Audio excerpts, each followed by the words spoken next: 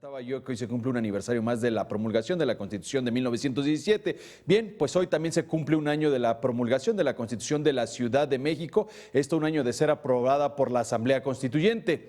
Consta de 71 artículos generales y 39 transitorios y entrará en vigor el 17 de septiembre próximo.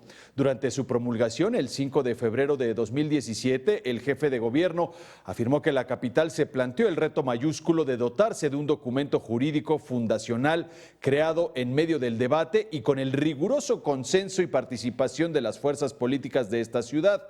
Destacó que la Carta Magna asume el respeto a los derechos humanos, a la no violencia, a la democracia directa, a la igualdad sustantiva, a la dignidad del trabajo y del ingreso, al acceso a la justicia y al cuidado del medio ambiente.